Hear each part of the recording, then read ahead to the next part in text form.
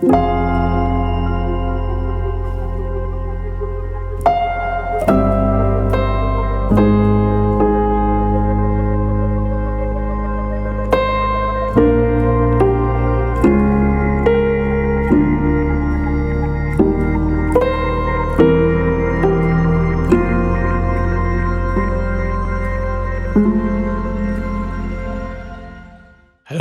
internet ether.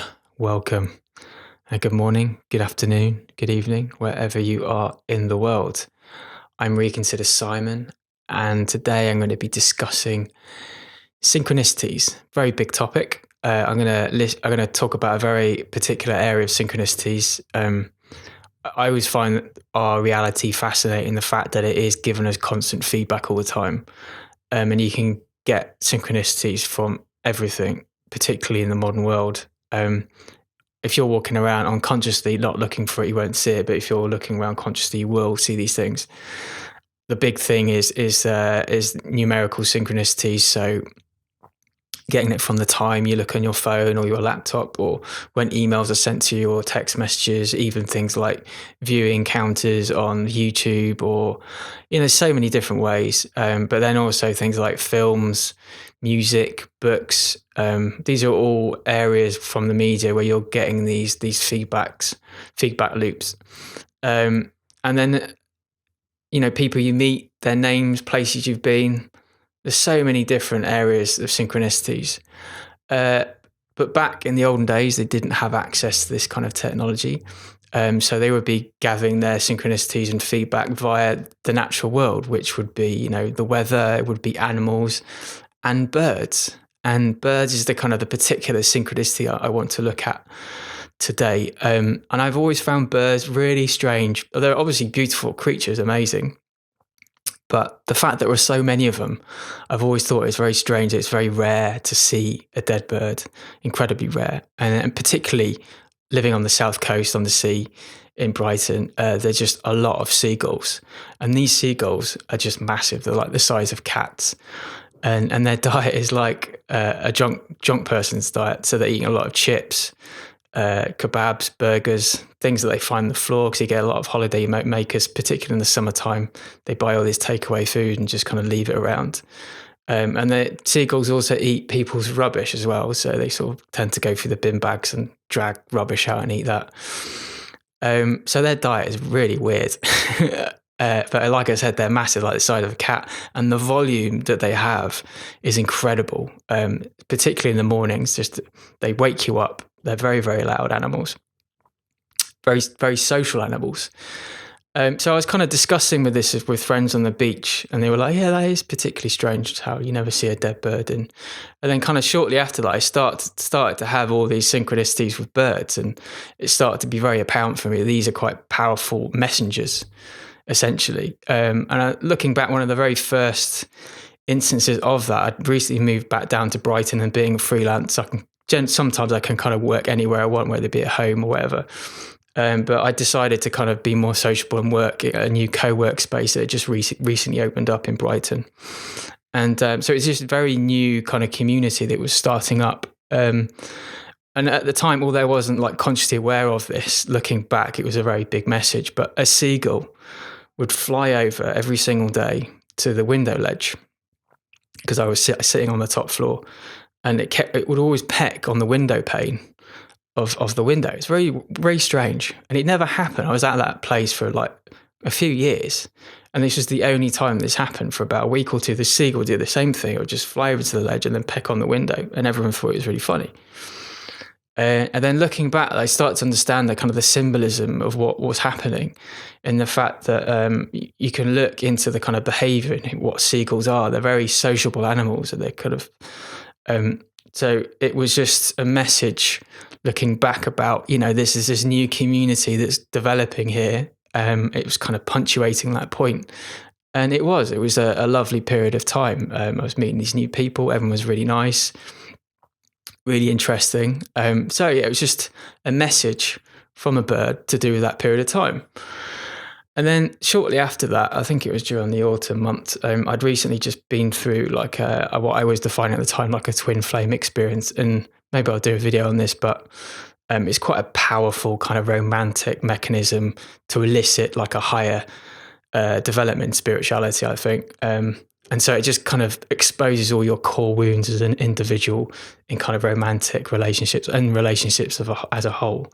And it was a very intense, bizarre, energetic experience for me, and exposed me, completely bare in terms of all my core woundings.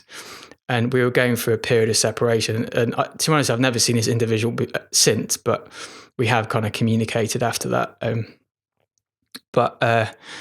So I hadn't seen her for a couple of months, and then I wanted to see this person. And like during this period of time, I kept seeing birds in various states of death. So yeah, going back to what I was saying, it was very weird for me to see a dead bird. I'd never really seen them that much. And I was going through this period of time where I kept seeing them. Right. And again, I started to take notice. So the first instance of that, I was walking through this park to go back home, and I came across this bird. It was a bit dark, but it was writhing in agony. It was literally during the death process. And it's a bit macabre, but I was actually trying to find some kind of like rock or stone just to kind of put this bird out of its misery. But I couldn't find anything. So there's nothing really I could do apart from leave it. I mean, I don't have the skills to kind of, bring a bird's life to end through my hand. So I just had to kind of leave it there. So it's very sad. But then a week after that, I think, then I came across another bird, but it had actually died, but only just recently. So it was just kind of lying there on the pavement, I think. And then I kept seeing birds again, but in a various more advanced states of decomposition. And anyway, so this kind of happened quite regularly, like 4 or 5 or 6 times maybe. I kept seeing these dead birds within the space of about a month. And the final time, I think, was I was leaving work and I was walking to this yoga studio I just started at. And it was quite a big yoga studio. There's a lot of people there, probably about 30, 40 people there. And en route to the yoga studio itself, I came across this bird. Again, it died. But it was so decomposed. I think like a car ridden over it. So it was like flat. I was like, okay, this is another message. Anyway, so I got to this yoga studio. And then lo and behold, this sort of twin flame experience I had, she was right at the front because I had arrived quite late. So she didn't see me kind of arrive at all and didn't see me during the yoga experience itself. And then for whatever reason, she was going to do the next class. So she kind of stayed around at the front. I had to leave, so I kind of left. But that evening, it was quite mystical. Like I had the bird experience and the birds before that. But it was also like a full moon as well. And I just had this sudden, considering the amount of intensity of kind of yearning I had for this person. And I had this like complete lifting, like it was a very energetic thing. I just felt the relief and it just all go. And again, it was the messages from the birds. For me, it was like, a death of the self, transformation, and a new phase in my life. And it was very much like that. It was a complete new phase. And then shortly after that, or during it, I can't quite remember, but I'd had a reading with a psychic as well, and she was talking about you're going to start seeing more bird feathers. And again, it's a thing that I would never really see that. I mean, you can't see the occasional one, but I went through a period of time just sort of seeing bird feathers all the time. In fact, I just started to collect them. I think that probably a lot of them are like pigeon feathers maybe. But yeah, so I just kept seeing them. And it's very much defined because like looking back now, walking around, especially living in the more of a countryside now, it's very rare that I see that many like bird feathers. But during that period of time, it was, I'd see them quite a lot. And, people perceive like feathers being, when an angel nearby or like a message from the spirit realm, etc. I've kind of always perceived it as being, again, like healing, rejuvenation, like a new life, essentially. So that's another way you can get messages.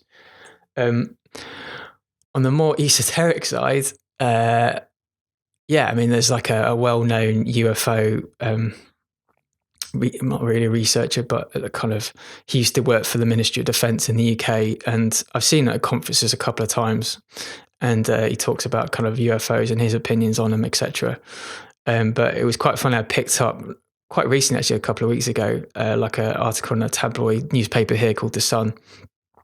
And it was talking about how this guy, Nick Pope, was theorizing that birds and things like flies are maybe drones from other intelligences in the universe. So like a surveillance drone that they could be viewing as they're kind of the perfect cover. Something to think about.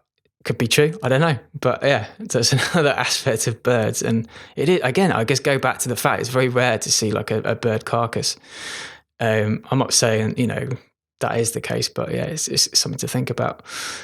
And then in that kind of esoteric realm of like UFOs and extraterrestrials, owls have been particularly important as well.